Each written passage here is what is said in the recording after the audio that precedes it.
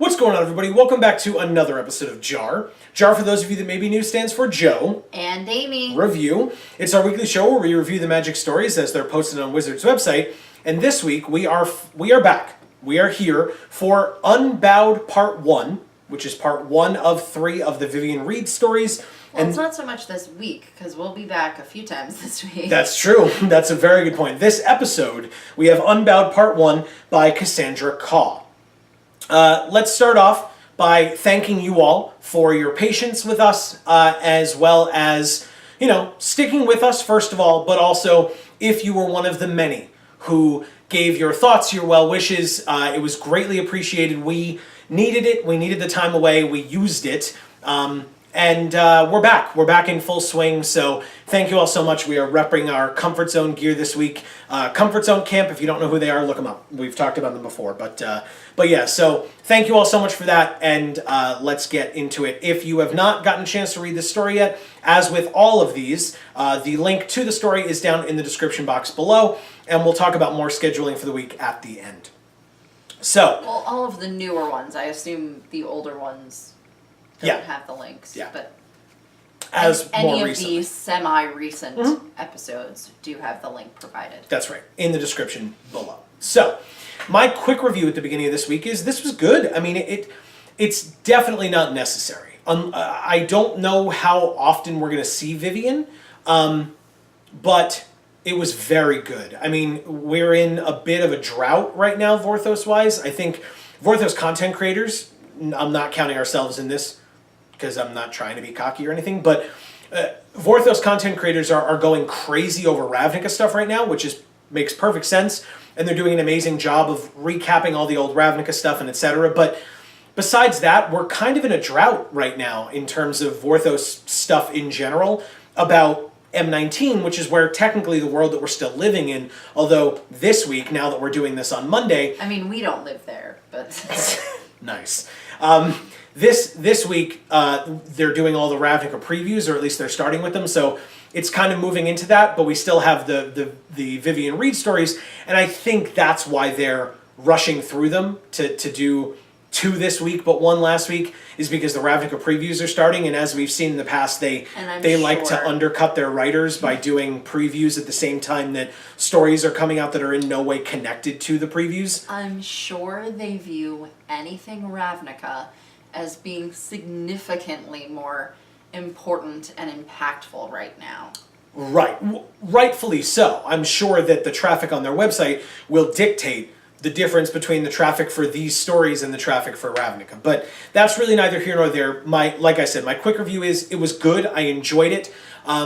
Give yourself some time, and we'll talk about why at the end with part of the review. But give yourself some time to read this one, and probably the next 2 as well. But it was worth it. I think it was a very good descriptive story. Okay, my quick review is the voice of it is interesting. It's unexpected. Very different. Yeah, it's just very different from really any of the stories that we've seen in the past. I'll agree with that. Going all the way back to, when we started reading the stories, back in the Tarkir, Shadows area. Yeah. It had a very unique voice to it. And I think that is both good and bad, because I think it gives it an intrigue, but it also kind of takes a while in the story for you to get to a place where you really understand where it's coming from. So we can, come back to that, but I would say the quick review overall is very unique, but it's very good. Yeah. So if you have not had a chance to read the story yet, before watching our review, we always recommend that you do, just so that you can join in the conversation. We're not trying to give you your own opinions. We want to hear your opinions in contrast or in accordance with ours, however you fall, or somewhere in between. So that's why the link to the story is in the description. You can go read that and then come back here, because, as we always say, we review, we do not summarize. So, on to the full review itself. Like I said, this one was very good. There There was a lot of descriptive language. There was a lot of imagery attempting to be conveyed. I think that might be where it slips up a bit in that attempt. But overall, I think it was good. I think what this story did really, really well was it took a character in Vivien Reid whom we did not know going into this, right? We knew her cards and her flavor text and whatever from M19, but I knew nothing about her except that her arrows were green like beasts, and she liked beasts. She was green aligned, so that just makes sense in general if you understand green mana and the concepts behind it. But besides that, I mean, I didn't know where she was from. We now know that. I didn't know what her personality was. We now know that. What her likes and dislikes are, we know that. And that was all from a story which, if you'll allow me to say, I thought it was great because we had a little bit of an interesting scenario where we had read this a bit last week, didn't work out. You saw that in the last video that we put out. It didn't work out, and so we came back and I restarted the story from the beginning so that we would have a fresh look at it with fresh eyes, and we read through the whole thing again without having assumptions in our head as to, oh, we read that already, we remember that. And Amy looked at me about a paragraph and a half in, and she goes, could you start from the beginning so that I remember what happened? I had started from the beginning, but because of the way that the story was written and the way that the story started, it brings us in the middle of something. Yes, because that's a great, interesting way to do a story. I'm sorry, I'm going to sneeze. Or not. Okay, cool. Sorry. So that's a great, interesting way to do a story, is to throw you in.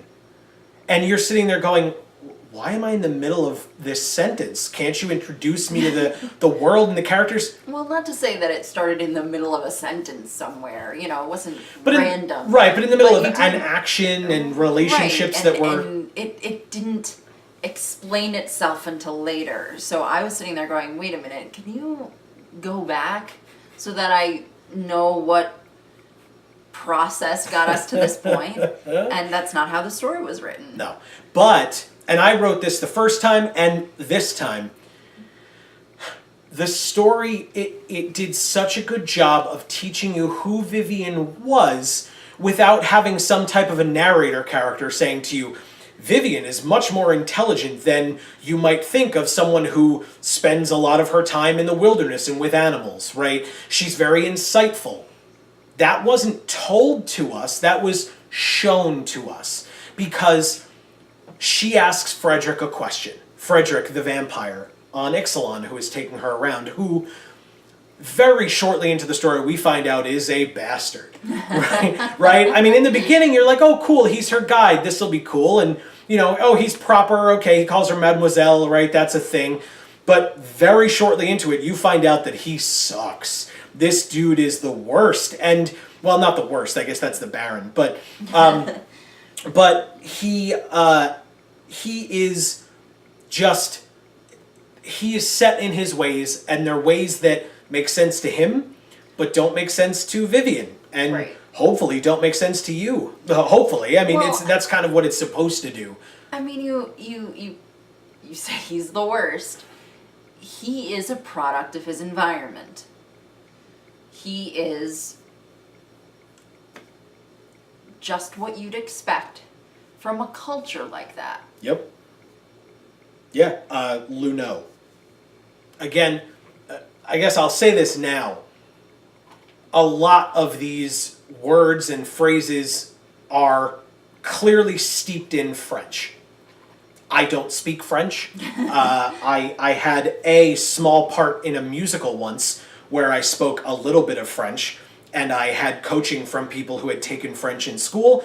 And besides those words, I don't know French, I don't understand it. So if I mispronounce something, I greatly apologize. And if you want to try to give me a quick, pronunciation guide in the comments, please feel free. It would help me learn. But I I know a few French philosophers, but that's about as There you far go. as it goes There you for go. me. So, And I know a little bit about French history, of course. yes, which you had a lot more insight into in terms of this story than I did, where you were making comments about what imagery that this story was conveying, how it harkened back to French history, which I, as someone who is not aware of French history, you were a lot more keyed into than I was. Mm-hmm.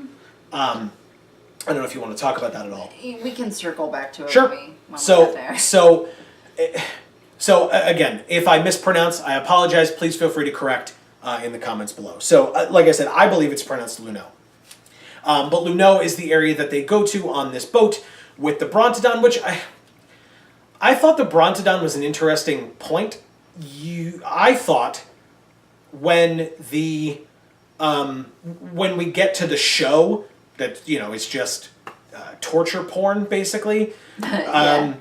With on Luneau with all the vampires, the Baron gives the description, or the story is giving the description of the pained whales and something big is coming out and it's what everybody's looking forward to.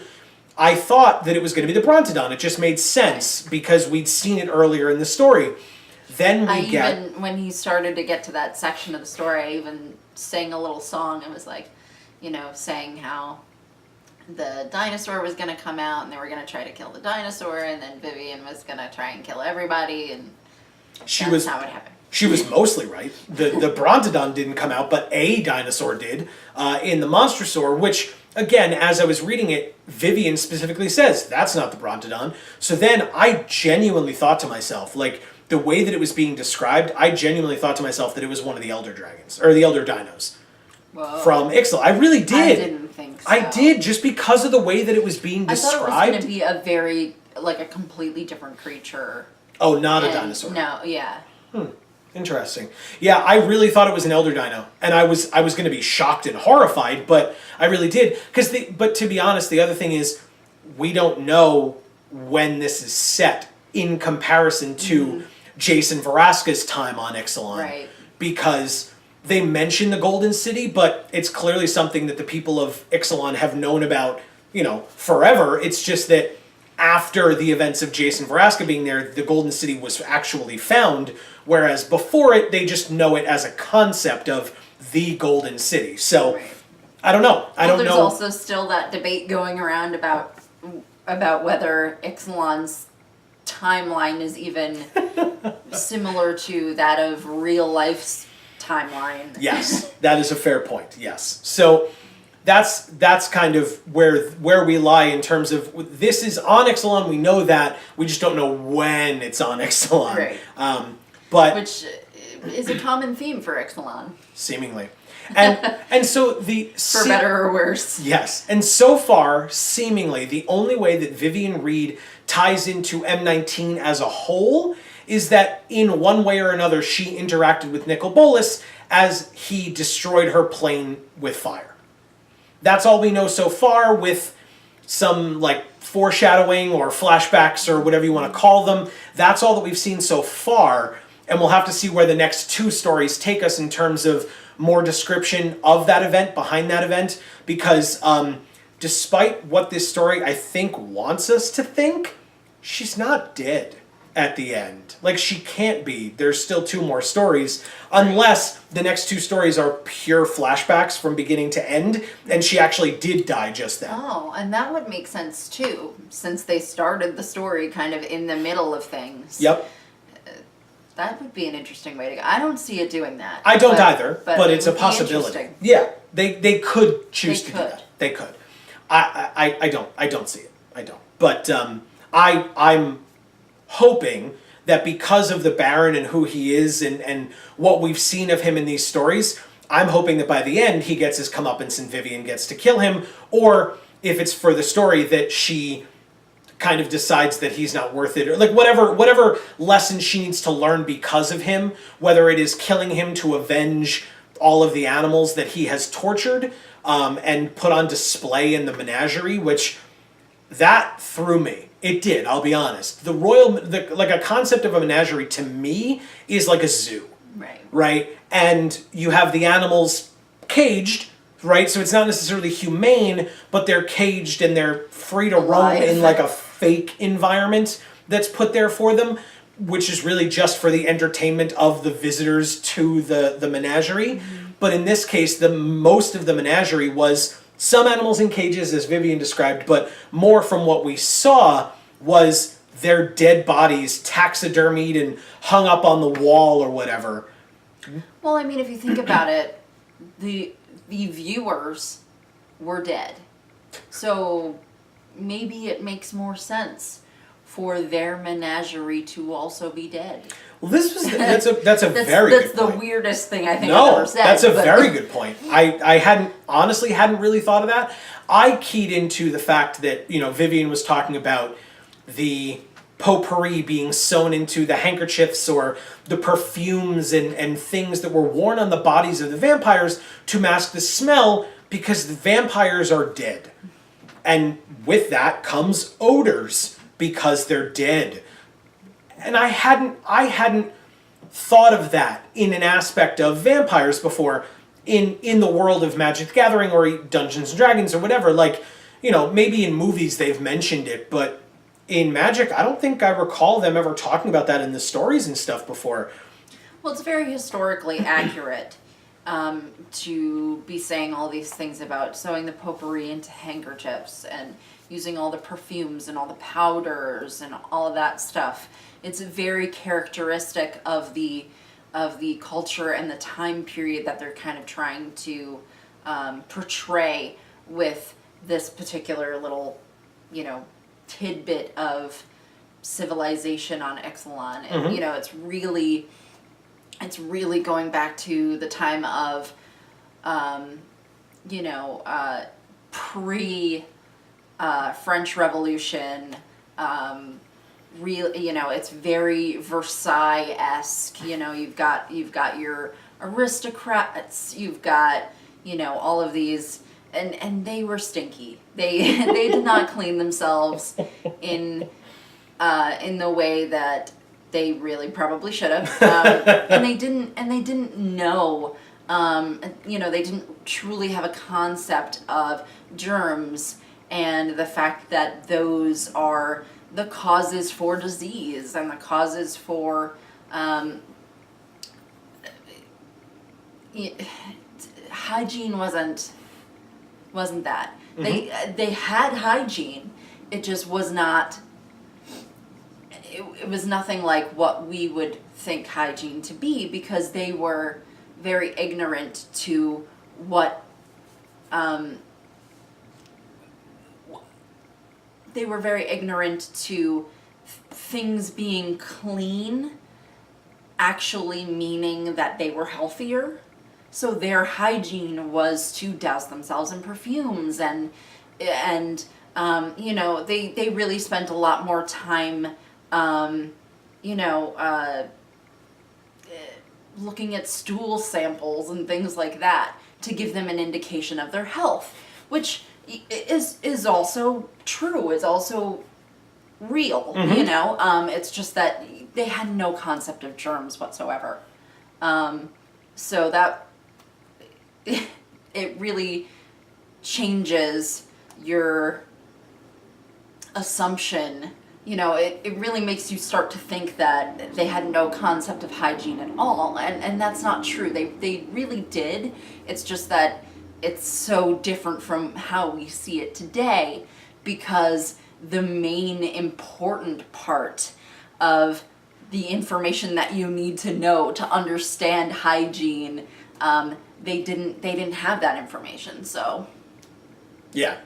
And talking about historical accuracy and like kind of like the class system that was shown, I thought that the story did a really good job of even just on this as this aside or what seemed to be used as a way to understand that we saw Vivien in the beginning as not a fan of Frederick, but also intelligent in being able to understand that he was dodging the questions and she was able to have insight into what he was doing, trying to pull the wool over her eyes, and we realized that she's not an idiot, and so she saw that from jump. right. But then we see her immediately when they get to Luneau, and we see her interacting with that pickpocket. And it's a way for us to see, I think there were so many things done by that small interaction. We got to see that she was not just intelligent, she was also willing to be rough and tumble, right? She had him bent backwards by the hair, and she's like, kind of intimidating him, and he's like being super submissive at that point of like, please, please, mistress, let me go. And you have Frederick saying more things to her, and now she's kind of calling him on his crap again. So now not only is she kind of mentally noting that he's ridiculous, but she's calling him on the fact that he's being ridiculous and that she gets it.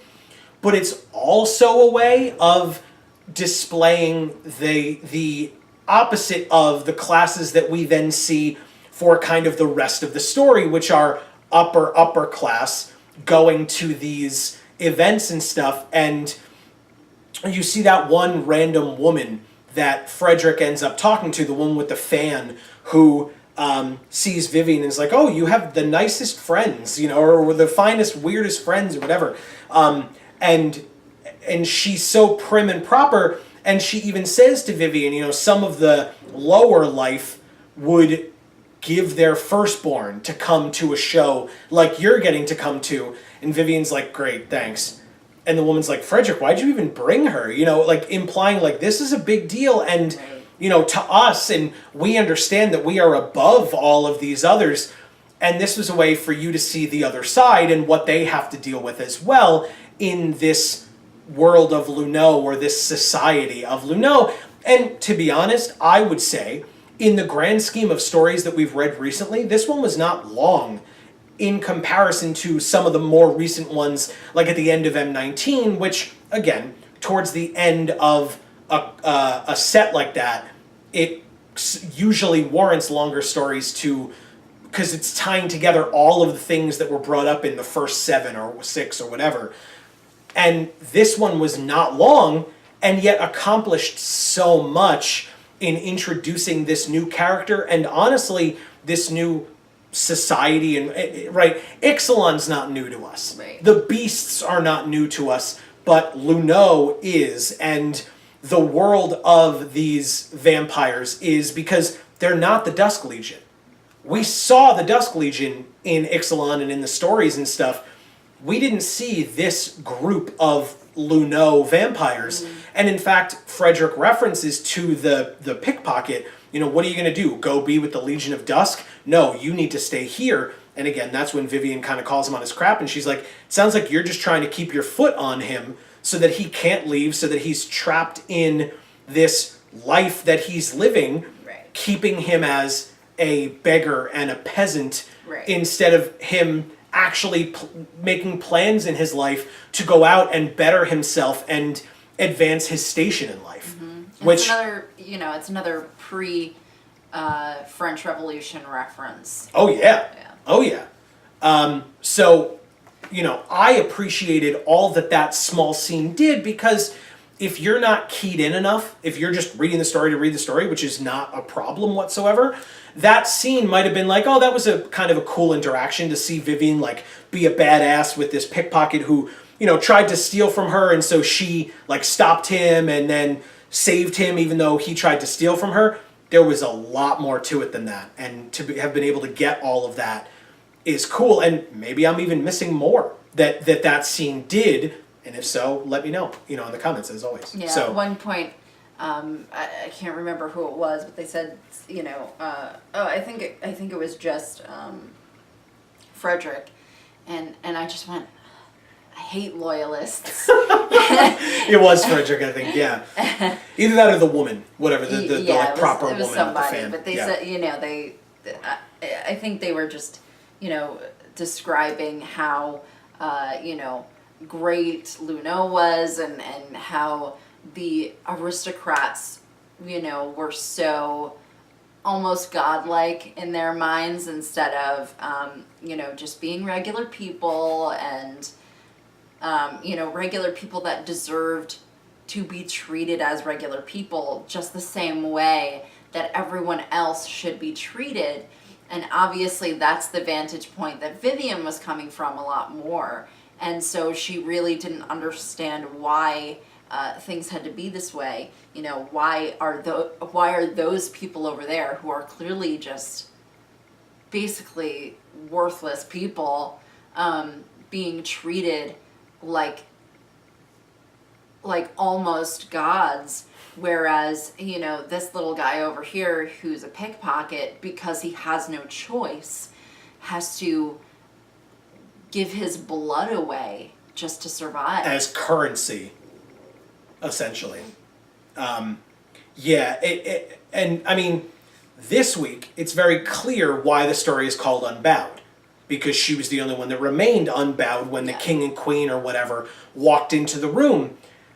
Because it's called Unbowed Part 1, I'm assuming it will be Unbowed Part 2 and Unbowed Part 3.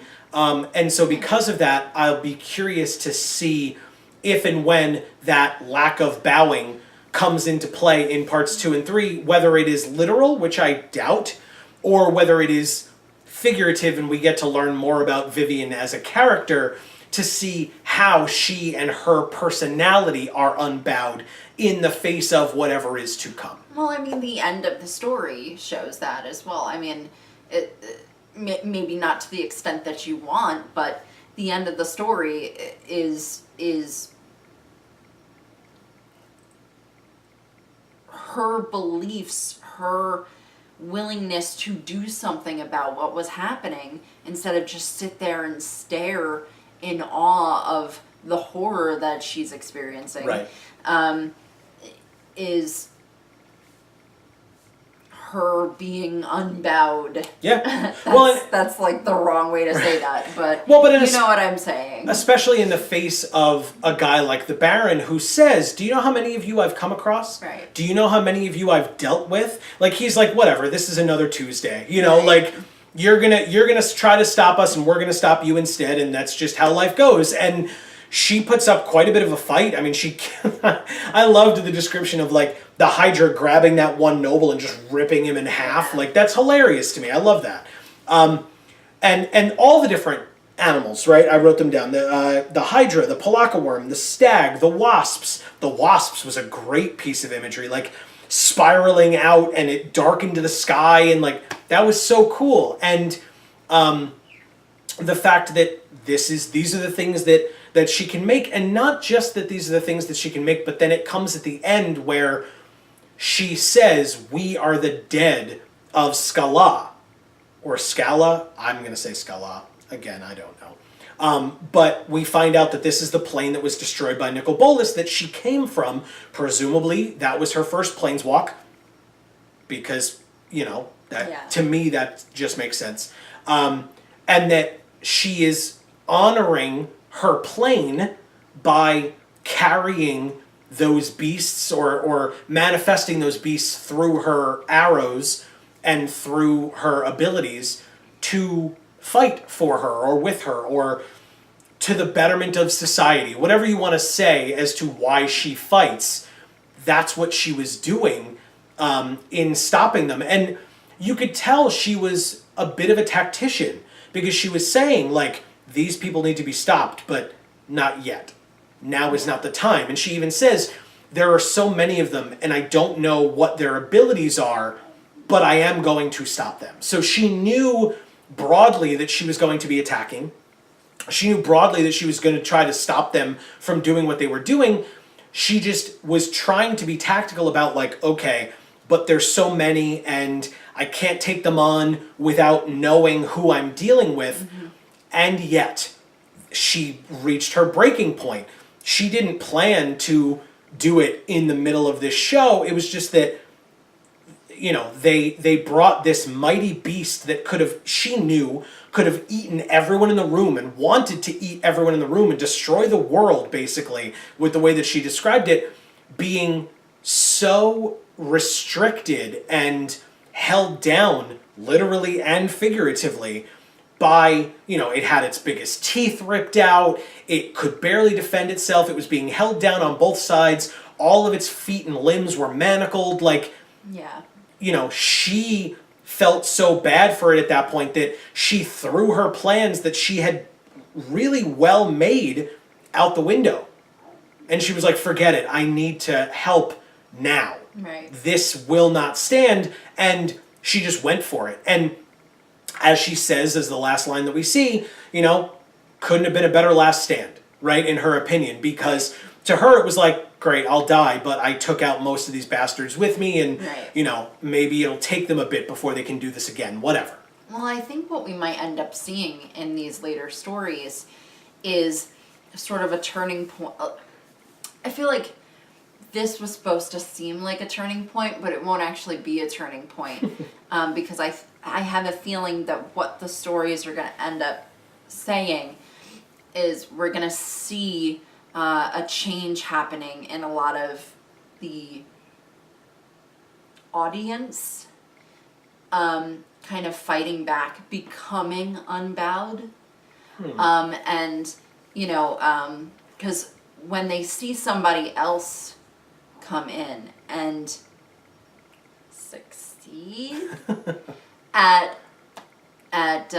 turning over a situation that they also see as barbaric, but feel that they can't do anything about, they're going to start coming out of the woodwork. That's what I think. I think they're going to start coming out of the woodwork and showing these aristocrats that there's no. The French Revolution's going to happen. Before the story was over, I said, if there's guillotines in this, I'm going to just freak out, because, you know, it was just, I felt like it was following along in such a way that it was great.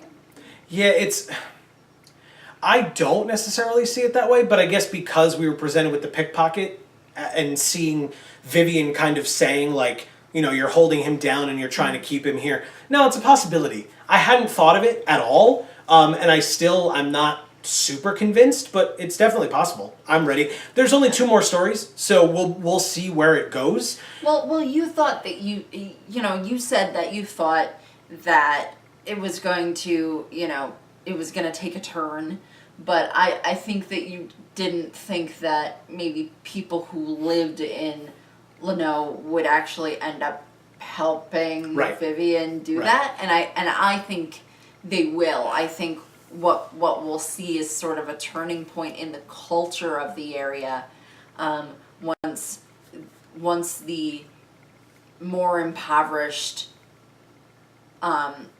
more under the thumb people start realizing, hey, this is something I can try and do about my problem. And it's not just my problem, it's everyone's problem. Right. And they see it as a problem instead of, you know, because the view that we kind of got was sort of removed and sort of, you know, we were kind of just seeing this monarchy from a monarch's, not from a monarch's standpoint, because we were obviously seeing it much more from Vivien's standpoint, but all she was really, really seeing was the monarchy. And I think she's going to start to see how the other people in Luneau are affected by this monarchy, and how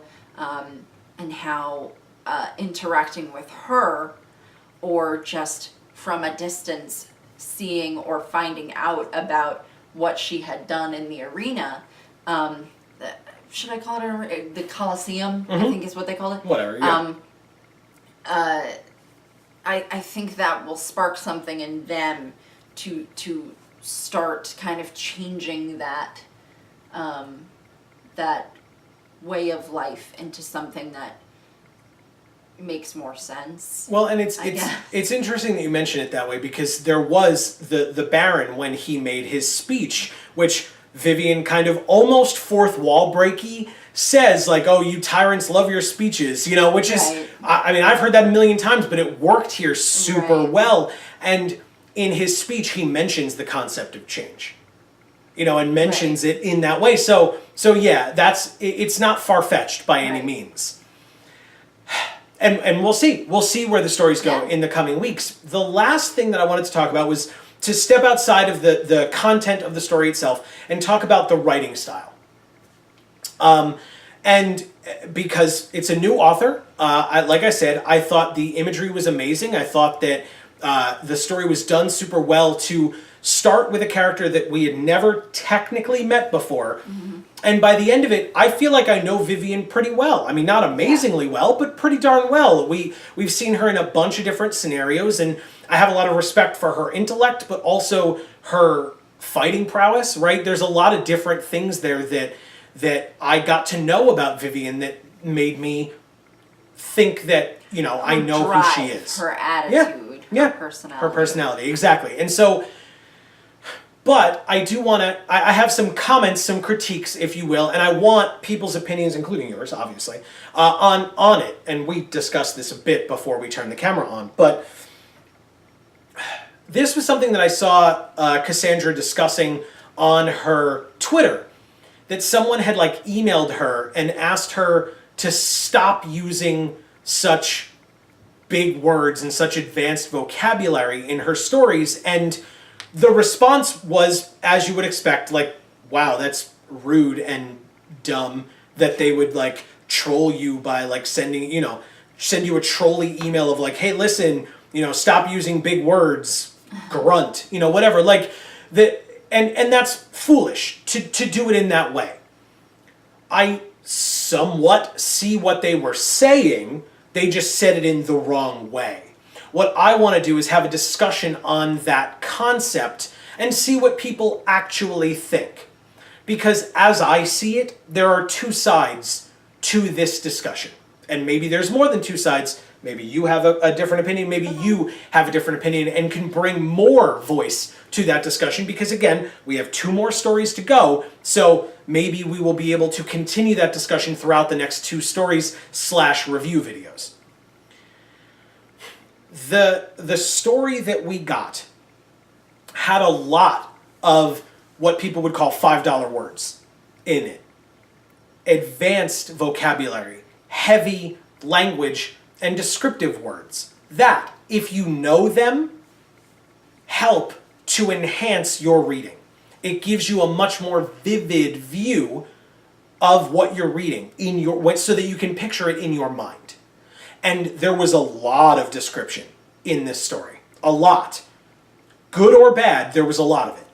And a lot of the words that were used, Amy correctly pointed out to me that many of them were French-derived, just to further immerse you into the world that we were in, right. Which is fantastic. That's brilliant. And there were other words that were just advanced words, $5 words, and advanced vocabulary. I have no problem with that, any of that, because what it's supposed to do, and the concept for it, the concept in favor of it being done, is that you are reading. Reading is, in and of itself, an intellectual act. You are raising your intelligence, you are learning while reading. You are taking yourself away to this different place, and that's great, but you're also learning. And in reading a new word, you should go look that word up. Because if once you learn that word, and again, the one that I remember off the top of my head, there were many, but the one that we specifically took the time to look up, because a lot of it you could understand through context clues, but the one that we took the time to look up was abattoir, or abattoir, A-B-A-T-T-O-I-R. Again, clearly French, something that I don't speak, we talked about this, but it means slaughterhouse. And I said to Amy, I was like, that's interesting, why didn't they just use the word slaughterhouse? And what was your response? I said that word is French. And that's why. Why would they say slaughterhouse? Right. If they can use a French synonym. Right. Right. Abattoir, I don't know. But, and that's something that it further immerses you in the world of, this is a French-themed story, right? Or the world that they're in is French-themed. And that makes perfect sense. the flip side of that, because I think immersion in a historically accurate world, or at least one that is supposed to evoke feelings of history into your mind, is important. I think where it falters a bit in on the opposite side is that we did theater in high school. And something that our theater teacher taught that I have never forgotten, and I've mentioned it in these videos it's been a while, but way in the past, was he hated it. And I have felt the same way when I have gone to theater, plays or musicals or what have you. I do not like to be removed from the world that I'm being taken to. Through a book, through a theater presentation, through on the stage or whatever. I don't appreciate when I'm then aware of, oh, I'm in a theater right now. There are seats and other people. For me, you should be focused in on the world, and that's it. And when you have stories like this and you come across a word that you don't know, to learn and to fully appreciate the story, you should stop. Like, finish the sentence, right? Or maybe even the paragraph. And then stop and look up that word, and then reread that sentence or paragraph to better understand the message that the author is trying to get across by using that word. Right. Because it will help you learn, it will help you picture better. Mm-hmm. But for me, like I said, for the other side of the coin, then I have to stop. Then I have to remember that I'm on my phone or I'm on my computer reading this story online, and now I have to open another tab and Google and Google the definition of this word, which again, it helps you learn, but it takes you out of the experience of the story and the world. There's no immersion that you're mentally immersed in. And so I'm very curious what your opinions are, because a lot of the people that I saw talking to her were saying, that person that emailed you is dumb because they should want to learn and want to know, excuse me, my goodness, want to learn and know more words and things like that, which I agree with. Yeah. But I also think we all want that. Right. But I also think it's unfair to completely write off the concept of you can never have too many advanced vocabulary, too many advanced words. Because I think that it's at least a point of discussion that can be brought up in a meaningful way. Because I don't think that anyone who thought that there were too many of those words is wrong and dumb. I think, like I said, I saw both sides, and I'm curious what any of you think. It's just, it was something that I keyed in on, because it wasn't one or two words throughout the story. Depending on your reading level and your level of understanding of these words, again, maybe you knew abattoir, whatever that word is. Maybe you didn't. But to me, I felt that arguably, depending on your reading level and your knowledge and your vocabulary and your schooling, there could have been like a word per paragraph. There were certain sentences where there were 3 to 4. And I don't remember it being that bad. But there was one, and I almost wrote it down, but I didn't want to be like, this sentence in particular, oh my god, and then just show the most extreme. Is the worst. Well, like show the most extreme example and be like, see my point, and it's like that's not right, because maybe that sentence for me had those advanced words, but for other people they were like, oh, maybe there's one word or maybe none, maybe they understood them all. So, but and for that, it's somewhat subjective. Right. So, because maybe you've heard every last one of those words before, and so maybe you read the whole story and there wasn't a word that you came across that you weren't aware of. That's absolutely a possibility, and if you did, congratulations. I think that is commendable. Right. For me, there were some that I needed to look up. And there's so much more, like I said before, immersion for you for that story than for other people. Right. And I don't know that that is what the author wants. Right. You know, I don't know that she's trying to cater solely to people who have large vocabularies and maybe even know a little bit about French so that they can read this whole story and think it's amazing and so, you know, so descriptive and all of these things, and then have other readers sit there and have to, you know, reference a dictionary every other sentence. You know, it's like, Yeah. you know, I can almost guarantee that that's not what the writer is trying to accomplish from this. And I will... You know, I just assume that her vocabulary is so good. Absolutely. That she doesn't realize that it's difficult for people to go through this whole story and not be in and out and in and out and in and out of the story again to check on definitions that may or may not even necessarily fit quite right into the usage in the story. That you know? she intended. Right, because then you have to sit there and, oh, well, that definition doesn't really make sense. And then you have to read the definition even more to try and figure out how it's being used in the story in an effective manner and all of that. Right. So I genuinely want people's opinions on this. I really do, because it's something that, you know, I don't want to be that troll who's like, stop using big words. Right. But I think that both sides are valid if said properly, right? If presented appropriately of, well, yeah, but I understand that it helps me learn and it helps me get immersed, but it takes me out at the same time. Right. So which is it? You know, because honestly, maybe it just requires a second read. Maybe you read it through the first time, look up all those words, and then you read it through the second time, and that's where you can just kind of plunge right in, right? Just put your head fully under the water. You now know all these difficult terms, you know what they mean, and now you can be fully immersed in this world. And maybe that's just something we're missing out on. Yeah, and that's fine, but I feel like expecting the readers to do that, especially for this, is kind of a lot. And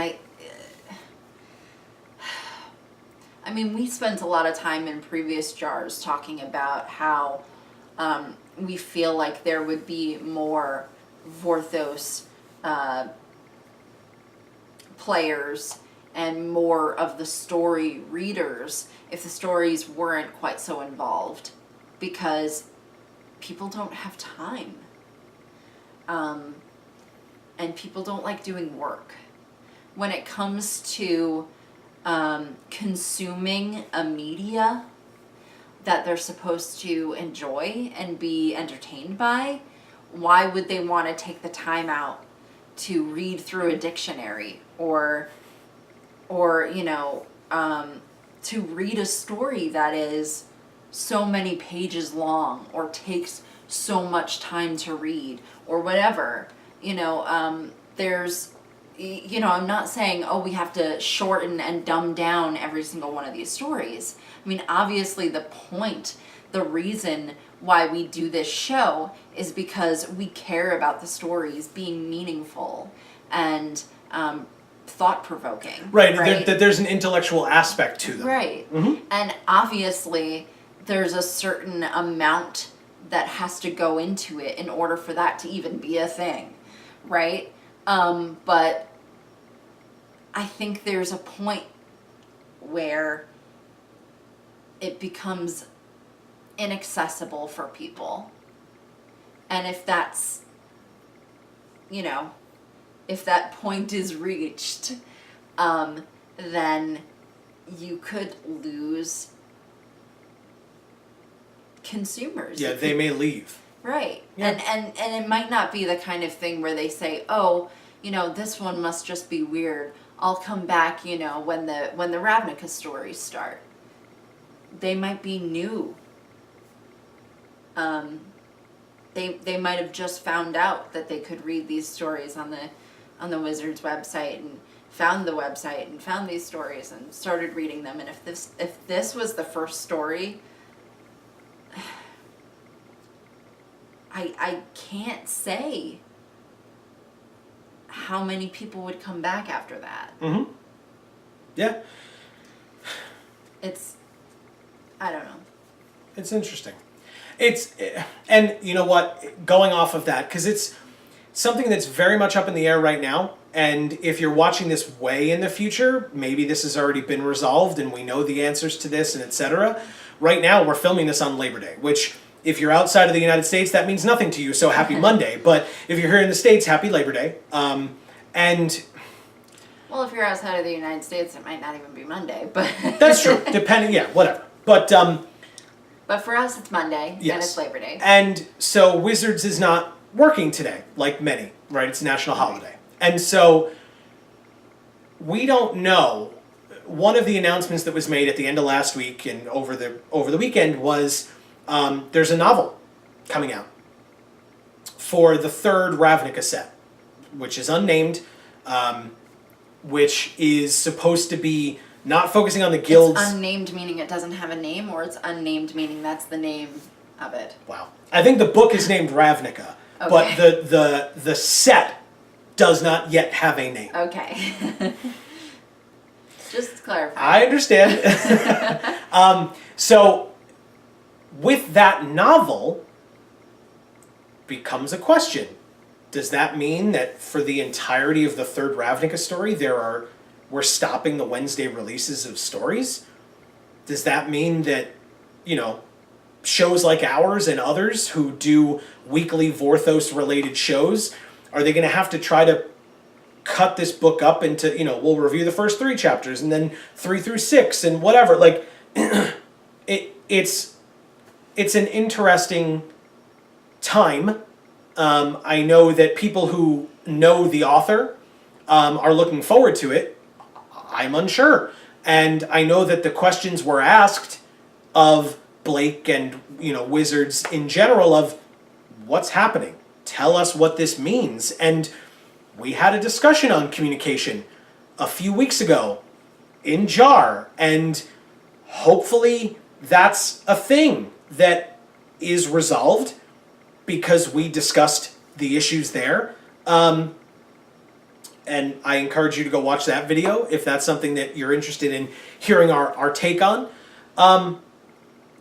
Hopefully that does get resolved, because that was a complaint that we had. That was an issue that came up, and we'll see where that goes. And we have a lot of time until that becomes something of a problem, or at least a challenge to tackle. I don't want to say a problem. That's not fair. We don't know yet.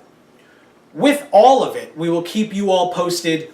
You will see us every week until we can't anymore, or, hopefully that's not a thing. But like I said at the top, I want to thank you all for sticking with us and bearing with us. This video, hopefully as you will see, came out on Monday. We filmed it on Monday, and the story came out on Wednesday. The next story comes out this Wednesday. We will film it as usual this Wednesday, and it will come out this Thursday, as all of our JaARs have recently. And then the next story comes out, the third story, the finale comes out Friday. With that, I think we will either have it out Saturday or Monday, but I'm leaning more towards Monday.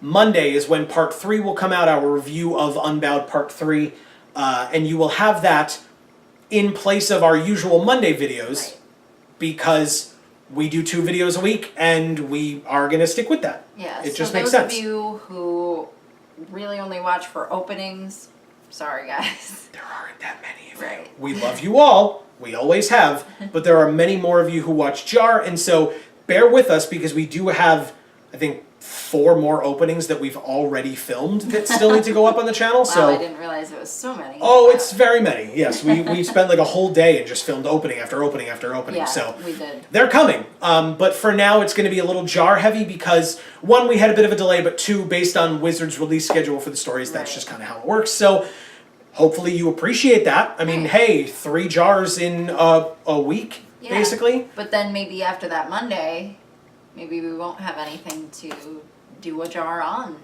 I mean, we'll figure it out.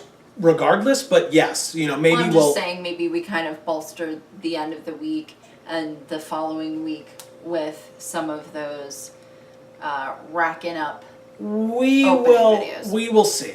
I Okay. think I'd like to keep JaAR on Thursdays as much as humanly possible, and there's definitely some stuff to talk about, especially with Ravnica. We saw the trailer. We've seen some of the Yes. cards. Stuff looks great. Bear with us. We'll talk about it because I'm assuming there will be more to it in the coming weeks, and so there's a lot more to discuss. Our kind of personality-based guilds are not until the next set, but that doesn't mean we're not excited for this one. So What he means is the guilds that kind of identify, that we kind of identify with personally. well, it's our color identities. Right. Amy's red-green, I'm white-blue, and Azorius, or Gruul and Azorius, respectively, are not in this set. They're going to be in the next one. But the guild that I play is in this one. And so, like I said, we'll talk about that as it gets closer. Plus, I think 3 of the 4 hybrid guilds that the 2 of us share colors in, 3 out of the 4 of them are in this set anyway. So we've got lots of discussing to do on that. That will be for another time. I want to thank all of you for joining us for this episode of JaAR. It was a little late, but it was a little long as well. So thank As you. always. Yes, exactly. Even our communication one, where we were like, "Oh, this one will be short," and then it was one of the longest ones that we had recently. It was like the longest JaAR we've done. It definitely wasn't the longest we've It was done. pretty close. It was up there. And I was just like, why? This was literally the JaAR where we talked about not having anything to talk about. But it was an important discussion. And again, it will be linked at the end, so if you want to watch it, go give it a watch. Again, it's a long one, but it was an important discussion to have, and I feel like a lot of people joined in on that discussion Yes. with us online, Thank in you other so much places, for and that. etc. Thank you as always for anything, because any comments that you leave, any tweets that you send us, any comments that you leave us, or responses to tweets or retweets or etc., is an example of you joining us as we show off our... Hashtag Vorthos Pride. That's right.